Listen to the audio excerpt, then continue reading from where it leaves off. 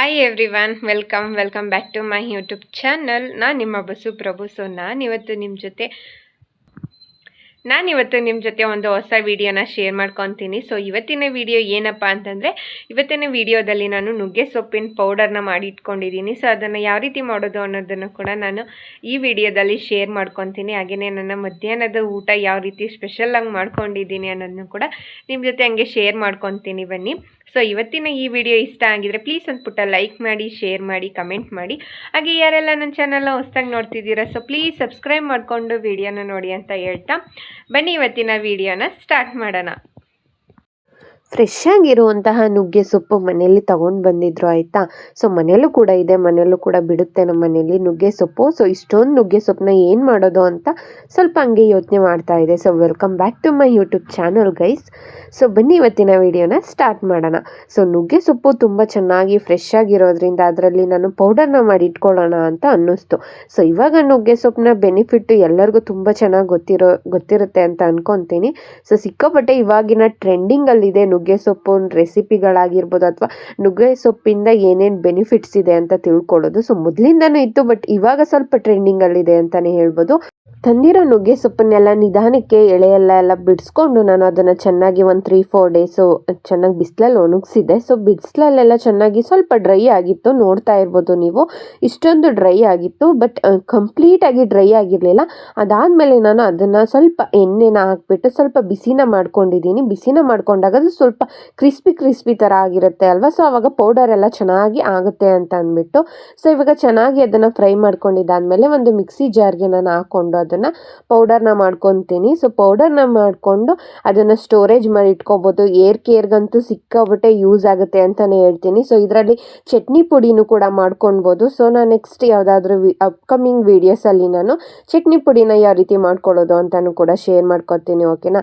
ತುಂಬ ಸಿಂಪಲ್ಲಾಗಿ ಆರ್ಗ್ಯಾನಿಕ್ ಆಗಿ ನಾನು ಪೌಡರ್ನ ಮಾಡಿ ಇಟ್ಕೊಂಡಿದ್ದೀನಿ. ಸೊ ಇದನ್ನು ಏನಕ್ಕೆಲ್ಲ ಯೂಸ್ ಮಾಡ್ಕೋಬೋದು ಅಂತ ನಾನು ಕಮಿಂಗ್ ವೀಡಿಯೋಸಲ್ಲಿ ಶೇರ್ ಮಾಡ್ಕೊತೀನಿ ಆಯಿತಾ. ಸೊ ಸಿಕ್ಕಾಬಟ್ಟೆ ಸಿಂಪಲ್ಲಾಗಿ ನಾವು ಮನೆಯಲ್ಲೇ ಕೂಡ ಈ ರೀತಿ ನುಗ್ಗೆ ಸೊಪ್ಪಿನ ಪೌಡರ್ನ ಮಾಡಿಟ್ಕೋಬೋದು. ತುಂಬ ಪ್ಯೂರ್ ಆಗಿರುತ್ತೆ ಅಂತಲೇ ಹೇಳ್ಬೋದು. ಸೊ ಹಾಗಾಗಿ ಇದನ್ನು ಕ್ಲಿಪ್ಪಿಂಗ್ ಎಲ್ಲ ತೊಗೊಂಡಿದ್ದೆ, ಹಂಗೆ ಶೇರ್ ಕೂಡ ಮಾಡಿಕೊಂಡೆ. ಸೊ ಬೆಳಗಿನ ಬ್ರೇಕ್ಫಾಸ್ಟ್ಗೆ ಬಂದುಬಿಟ್ಟು ಇಡ್ಲಿ ಹಾಗೇನೆ ಸಾಂಬಾರು ಮಾಡಿತ್ತಾ. ಇಡ್ಲಿ ಅಂತ ನಂಗೆ ಸಿಕ್ಕಾಬಟ್ಟೆ ಇಷ್ಟ, ನೆನ್ಸ್ಕೊಂಡು ತಿಂತೀನಿ ಅಂತಲೇ ಹೇಳ್ಬೋದು. ಸೊ ಅಷ್ಟು ಇಷ್ಟಪಡ್ತೀನಿ ಇಡ್ಲಿ ಮತ್ತು ಸಾಂಬಾರು ಕಾಂಬಿನೇಷನ್ ಅಷ್ಟೇ. ಸಾಗು ಅಥವಾ ಅದೆಲ್ಲ ನಂಗೆ ಗೊತ್ತಿಲ್ಲ, ಬಟ್ ಸಾಂಬಾರು ಮತ್ತು ಇಡ್ಲಿ ಈ ರೀತಿ ಕಾಂಬಿನೇಷನ್ ನಂಗೆ ಸಿಕ್ಕಾಬಿಟ್ಟೆ ಇಷ್ಟ. ಸೊ ಹಾಗಾಗಿ ಇಡ್ಲಿ ಮಾಡಿತ್ತಲ್ವ, ಬೆಳಿಗ್ಗೆನೂ ಇಡ್ಲಿನೇ ತಿಂದಿದ್ದೀನಿ ಮತ್ತು ಮಧ್ಯಾಹ್ನನೂ ಇಡ್ಲಿನೇ ತಿಂದಿದ್ದೀನಿ ಅಂತಲೇ ಹೇಳ್ಬೋದು. ಅಷ್ಟು ಚೆನ್ನಾಗಿತ್ತು. ಯಾರೆಲ್ಲ ಇಡ್ಲಿ ಪ್ರಿಯರಿದ್ದೀರಾ ಅಂತ ಕಮೆಂಟಲ್ಲಿ ತಿಳಿಸಿ. ಓಕೆನಾ. ನೀರು ಬಿಟ್ಟಿದೆ, ಗಿಡಗಳಿಗೆಲ್ಲ ನೀರು ಹಿಡಿತಾ ಇದ್ದೀನಿ. ಯಾಕೋ ಗುಲಾಬಿ ಗಿಡ ಸ್ವಲ್ಪ ಚಿಗುರ್ತಾ ಇದೆ, ಸ್ವಲ್ಪ ಮಾರಿ ಬಂದಂಗೆ ಅನ್ನಿಸ್ತಾ ಇದೆ. ಇವಾಗ ಕರೆಕ್ಟಾಗಿ ನನ್ನ ವಾಯ್ಸ್ ಕೇಳಿಸ್ತಿದೆಯಾ ಏನೋ ಗೊತ್ತಿಲ್ಲ ನನಗೆ. ಸಿಕ್ಕಾಬಟ್ಟೆ ಗಾಳಿ ಬೀಸ್ತಾ ಇದೆ.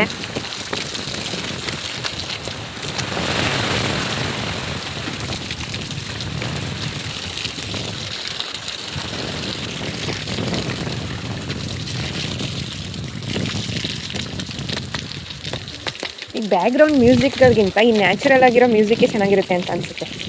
ಈ ಗಾಳಿ ಸೌಂಡು, ಈ ನೀರಿನ ಸೌಂಡ್ ಆಗಿರ್ಬೋದು. ಸೊ ಒಂಥರ ಚೆನ್ನಾಗಿರುತ್ತೆ. ಇದ್ರ ಸೌಂಡೇನೆ ಬ್ಯಾಕ್ಗ್ರೌಂಡ್ಗೆ. ಸುಮ್ಮನೆ ಬ್ಯಾಕ್ಗ್ರೌಂಡ್ ಮ್ಯೂಸಿಕ್ ಬೇರೆ ಹಾಕೊತೀವಿ.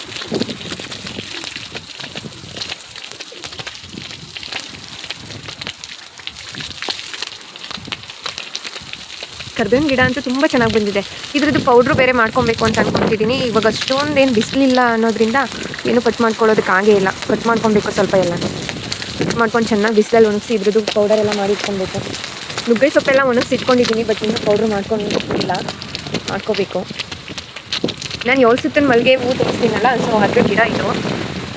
ನೋಡಿಲ್ಲ ಅಂತಂದರೆ ನೋಡಿ, ಈ ಥರ ಬೆಳೆಯುತ್ತೆ ಇದು. ಅಂದರೆ ಜಾಸ್ತಿ ಮೇಲ್ಗಡೆಗೆಲ್ಲ ಬೆಳೆಯಲ್ಲ.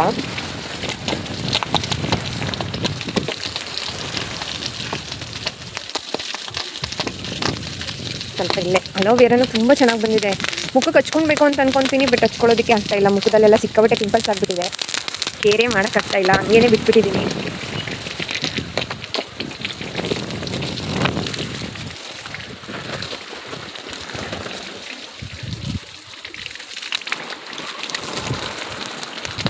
ಇದೊಂದು ಅಡಿಕೆ ಗಿಡ ಎಷ್ಟೊಂದು ದೊಡ್ಡದಾಗಿಬಿಟ್ಟಿದೆ ನೋಡಿ.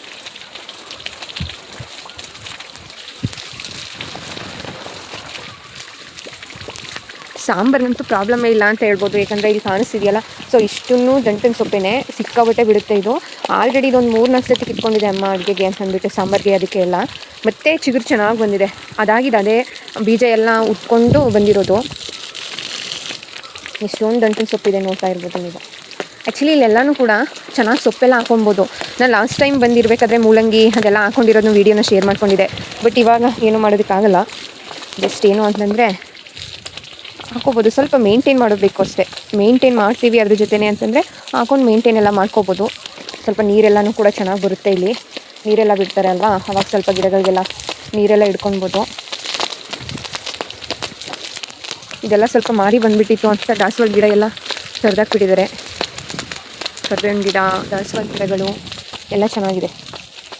ಸೊಪ್ಪಂತೂ ಸಿಕ್ಕಾಬಟ್ಟೆ ಬಿಡುತ್ತೆ, ದಂಟಿನ ಸೊಪ್ಪು. ಆರಾಮಾಗಿ ಸಾಂಬಾರಿಗೆ ಟೆನ್ಷನ್ನೇ ಇರೋದಿಲ್ಲ. ಸೊ ಇವಾಗ ಟೈಮ್ ಬಂದುಬಿಟ್ಟು ಮಧ್ಯಾಹ್ನ ಆಗೋಗ್ಬಿಟ್ಟಿದೆ. ಸೊ ನನಗೆ ಊಟ ಇದೆ, ಓಕೆನಾ. ಸೊ ಅಮ್ಮ ಎಲ್ಲ ಸ್ವಲ್ಪ ಆಚೆ ಹೋಗಿದ್ದಾರೆ. ಸೊ ಹಾಗಾಗಿ ಮಧ್ಯಾಹ್ನ ಅಡುಗೆನ ಬಂದುಬಿಟ್ಟು ಸೊಪ್ಪಿನ ಸಾಂಬಾರು ಮತ್ತು ಮುದ್ದೆನ ಮಾಡ್ಕೊಡ್ತೀನಿ ಅಂತ ಹೇಳಿತ್ತು ಅಮ್ಮ. ನಾನು ಸ್ವಲ್ಪ ಫ್ರೀಯಾಗಿ ಕೂತಿದ್ನಲ್ಲ, ಇನ್ನೇನು ಮಾಡೋದು, ಎಷ್ಟು ಅಂತ ಫೋನ್ ನೋಡೋದು ಅಲ್ವಾ. ಸೊ ಹಾಗಾಗಿ ನಾನೇನೆ ಹಸ್ರೆಲ್ಲ ಸೋಸಿ ಮತ್ತು ಸೊಪ್ಪೆಲ್ಲ ತೊಗೊಂಡಿದ್ದೆ ಅಲ್ವಾ, ಸೊಪ್ಪೆಲ್ಲ ಕಟ್ ಮಾಡಿ ಉಪ್ಪು ಸಾಂಬಾರು ಮಾಡಿ ಮತ್ತು ಜೋಳದ ಮುದ್ದೆನೂ ಕೂಡ ನನಗೆ ಮಾಡೋದು ಗೊತ್ತಲ್ವಾ. ಸೊ ಹಾಗಾಗಿ ಮಾಡೋಣ ಅಂತ ಅಂದ್ಬಿಟ್ಟು ಇವಾಗ ಪ್ರಿಪೇರ್ ಮಾಡ್ಕೊತಾ ಇದ್ದೀನಿ ಅಡುಗೆ ಕೆಲಸನ. ಸೊ ಇದೇ ಟೈಮ್ ಪ್ರಾಪರಾಗಿ ಮಧ್ಯಾಹ್ನ ಟೈಮ್ ಊಟನ ಮಧ್ಯಾಹ್ನನೇ ಮಾಡ್ತೀನಿ ಅನ್ನೋ ಥರ ಏನಿಲ್ಲ. ಸ್ವಲ್ಪ ಗ್ಯಾಪ್ ಕೊಟ್ಟು ಏನಾದರೂ ತಿನ್ಕೊಂಡಿರ್ತೀನಿ. ಸೊ ಹಾಗಾಗಿ ಸ್ವಲ್ಪ ಲೇಟಾಗಿ ಊಟ ಮಾಡಿದ್ರು ನಡೆಯುತ್ತೆ ಅಂತ ಅಂದ್ಬಿಟ್ಟು ಇವಾಗ ಹಸಿರೆಲ್ಲ ಸೋಸಿ ಸೊಪ್ಪಿನ ಸಾಂಬಾರನ್ನು ಕೂಡ ಮಾಡ್ತಿದ್ದೀನಿ. ಹಾಗೆ ಯಾವ ಥರ ಮಾಡ್ತೀನಿ ಅನ್ನೋದನ್ನು ಕೂಡ ರೆಸಿಪಿನ ನಿಮ್ಮ ಜೊತೆ ಶೇರ್ ಮಾಡ್ಕೊತೀನಿ. ಸ್ವಲ್ಪ ಎಲ್ಲ ಸೋಸ್ ಇಟ್ಟಿದ್ದೆ, ಅದು ಸಾಕಾಗಲ್ಲ ಅಂತ ಅನ್ನಿಸ್ತು. ಸೊ ಸೊಪ್ಪೆಲ್ಲ ಕಟ್ ಮಾಡಿ ಹಾಕಿದ್ದೀನಿ ಕುಕ್ಕರಲ್ಲಿ, ತೊಳೆದೆಲ್ಲನೂ ಕೂಡ. ದಂಟನ್ ಸೊಪ್ಪಿತ್ತು, ಸೊ 3 ಕಟ್ ಹಾಕಿದ್ದೀನಿ. ಸೊ ಇವಾಗ ಹಸಿರನ್ನು ಕೂಡ ಕ್ಲೀನ್ ಮಾಡಿಬಿಟ್ಟು ಹಾಕಿ ಇದನ್ನು ವಿಸಿಲ್ ತೆಗೆಸ್ಕೊತೀನಿ. ಸೊಪ್ಪೆಲ್ಲ ಹಾಕಿದ್ದೀನಿ. ಸೊ ಸ್ವಲ್ಪ ಹಸಿರು ಇನ್ನೊಂದು ಸ್ವಲ್ಪ ಹಾಕೋಣ, ಸಾಕಾಗಲ್ಲ ಅಂತ ಅಂದ್ಬಿಟ್ಟು ಮತ್ತೆ ಸೋಸ್ಕೊಂಡು ಇವಾಗ ಸೊಪ್ಪೆಲ್ಲ ಕಟ್ ಮಾಡಿ ಹಾಕಿ ವಿಸಿಲ್ನ ತೊಗೋಬೇಕು. ಸೊ ಇಷ್ಟೇ ಸಾಂಬಾರು ಮಾಡ್ಕೊಳ್ಳೋದು. ಸೊ ಉಪ್ಪು ಸಾಂಬಾರು ಜೊತೆಗೆ ಟೇಸ್ಟ್ ಯಾವ ಥರ ಇರುತ್ತೆ ಅಂತ ನಾನು ಶೇರ್ ಮಾಡ್ಕೊತೀನಿ, ಓಕೆನಾ. ಸೊ ಯಾವ ರೀತಿ ಮಾಡ್ತೀವಿ ಅಂತ. ಸೊ ಇದನ್ನು ಒಂದು 3 ವಿಸಿಲ್ ತೊಗೊಂಡ್ರೆ ಸಾಕಾಗುತ್ತೆ, ತುಂಬ ಚೆನ್ನಾಗಿ ಬೆಂದೋಗ್ಬಿಡುತ್ತೆ. ಸೊ